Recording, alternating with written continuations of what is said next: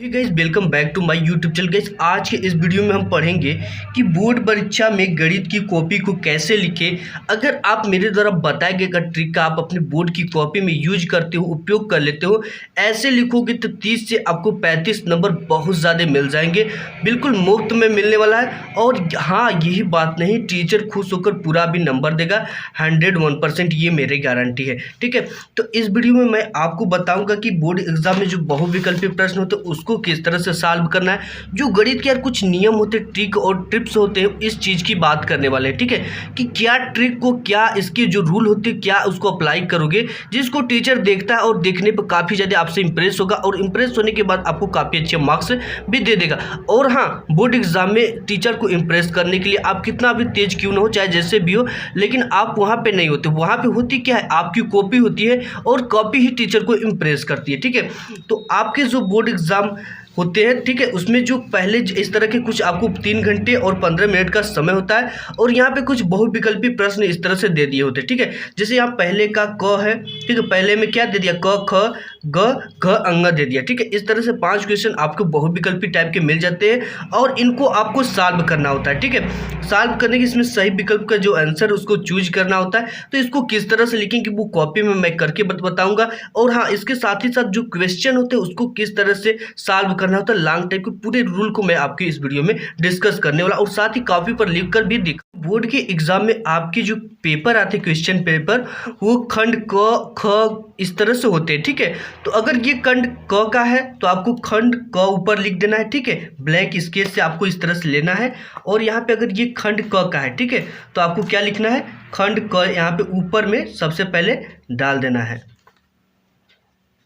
जिस भी खंड का हो उस तरह से आपको डाल देना है, और इस तरह से नीचे 2 लाइन खींच देनी। ठीक है, और लाइन खींचने के बाद यहाँ पे देखो, ये स्केल से पाई खींच लेना है, काफ़ी अच्छे लगते हैं। इसके बाद आपको डालना है प्रश्नोत्तर संख्या। ठीक है, 1 का लिख रहे हो तो 1 का लिख दो, 2 का लिख रहे हो तो 2 का लिख दो।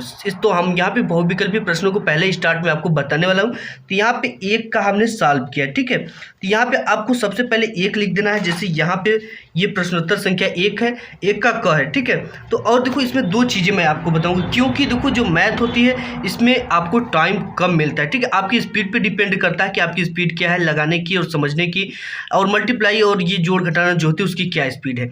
तो यहाँ पे आपने लिख दिया। अगर आपको लगता है कि मेरी स्पीड कम है और मेरे पास उतना समय नहीं है, तो आपको क्या लिखना है। ठीक है, जैसे यहाँ पे क दे दिया, क का क्या है, ए, इसमें पहला ऑप्शन सही है, तो आपको सबसे पहले यहाँ पे प्रश्नोत्तर संख्या इतना डालने के बाद, ठीक है, आपको प्रश्नोत्तर संख्या कैसे डालना, एक लाइन ऊपर से छोड़कर और प्रश्नोत्तर संख्या यहाँ पे डालना। फिर इसके बाद एक लाइन छोड़ने के बाद आपको यहाँ पे डाल देना उत्तर। उत्तर डालने के बाद आपको यहाँ पे लिख देना है पहले के जो क दिया है,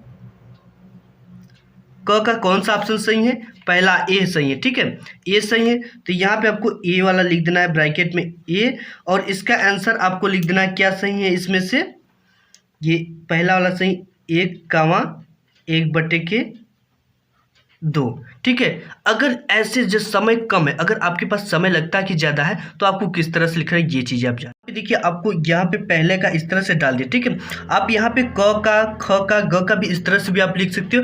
अगर आपको लगता है और अच्छा लिखना है तो इस तरह से लिखिए। ठीक है, प्रश्नोत्तर संख्या 1 का ख, प्रश्नोत्तर संख्या 1 का ग, प्रश्नोत्तर संख्या 1 का घ। ठीक है, इस तरह से लिखोगे तो आप टाइम लगेगा। अगर यहाँ पे इस तरह से आप प्रश्नोत्तर संख्या 1 डालकर क ख ग घ इस तरह से लिख दे तो भी अच्छा है। ठीक है, वो भी काफ़ी अच्छा लगता है देखने में। और ये भी, क्योंकि जो मैथ होता है स्टार्टिंग इज इंपॉर्टेंट, जो शुरुआती होती है वो काफ़ी ज़्यादा इंपॉर्टेंट होती है। आपको नेक्स्ट पेज जो न्यूमेरिकल सवाल हल करना है, तो वहां पर भी आपको इस तरह से पाई खींच लेना है और प्रश्नोत्तर संख्या 1 लाइन छोड़कर लिख लेना है। लिखने के बाद देखो, जो मैथ होता है स्टार्टिंग इज इंपॉर्टेंट, काफ़ी ज़्यादा इंपॉर्टेंट होता है।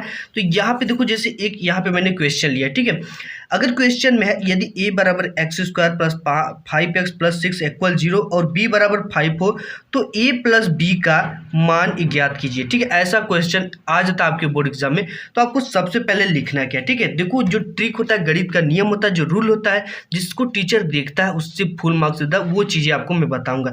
सबसे पहले यहाँ पर आपको क्या लिखना है, इससे देखो एक लाइन छोड़ देना। ठीक है, ऊपर से एक लाइन छोड़कर प्रश्नोत्तर संख्या डालना, और यहाँ पे एक लाइन छोड़कर इस तरह से आपको 1 से 2 लाइन यहाँ पे लिख देना है प्रश्नानुसार।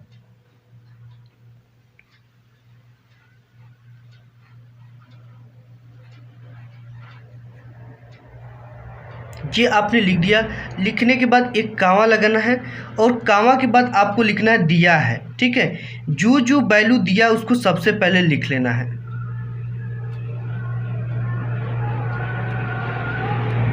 क्या दिया है यहाँ पे a बराबर इतना दिया है और b बराबर 5 दिया है, ठीक है। तो a बराबर लिख लेंगे यहाँ पे a बराबर x² प्लस 5x प्लस 6 बराबर 0 और b बराबर दिया है आपका 5, ठीक है। और हमें ज्ञात क्या करना है, यहाँ पे हमको लिखना है ज्ञात करना है।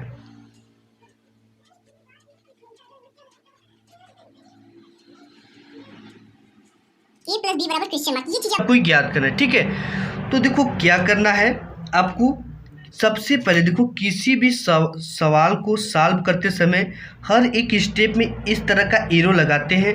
इससे टीचर को ये पता चलता है कि इस बंदे ने जो दूसरा किया है वो एक नेक्स्ट स्टेप है, ठीक है। इससे क्या पता चलता है, नेक्स्ट स्टेप का पता चलता है। ये चीज़ें मैं अभी आपको समझा देता हूँ और चिन्ह जरूर लगाएं इसका, और इसलिए वो चूकी का यूज आपको करना है, ठीक है। इसलिए का और चूकी का यूज अवश्य करें। अब देखो यहाँ पे आपको क्या करना है, ज्ञात करना है a प्लस बी, ठीक है। अब इसके बाद आपको क्या लिखना है, हल लिख देना है, ठीक है। हल लिखना है। हल के बाद आपको करना क्या है, a की वैल्यू उठाना है, आपको a प्लस बी ज्ञात करना है, ठीक है। तो यहाँ पे आपको लिखना है a प्लस बी बराबर a की वैल्यू कितना है, a लिख लेना है। a पूरी किसकी वैल्यू, a की वैल्यू है, तो ये हो गया x² प्लस 5x प्लस 6, ठीक है। और b की वैल्यू कितना है, ये प्लस लगा लेना आपको, ठीक है। या तो सबसे पहले इसको आप सॉल्व कर लीजिए a की वैल्यू को, ठीक है। यहाँ पे a की वैल्यू को हम फटाफट सॉल्व कर लेते हैं। तो यहाँ पे आप a प्लस बी आपको ज्ञात करना है, ठीक है। प्लस b बराबर 0, प्लस b का वैल्यू कितना है 5 है, तो यहाँ पे क्या पुट करना है 5 आपको पुट कर देना इस तरह से।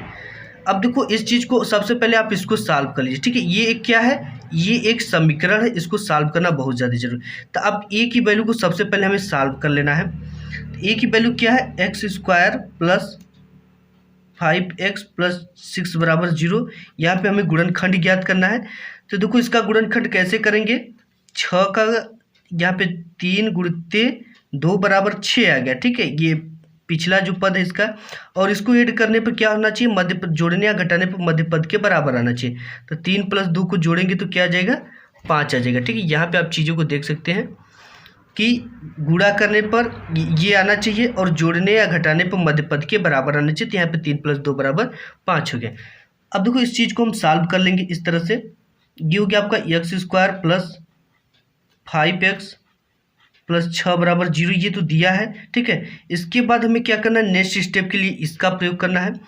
अब देखो इसका हम 3 प्लस 2, 5 की जगह पे क्या रख देंगे 3 प्लस 2, तो हो गया आपका x² प्लस 3 प्लस 2 और ये हो गया आपका x प्लस 6 बराबर 0, ठीक है। इसके बाद फिर नेक्स्ट स्टेप इस तरह से लगा देना है।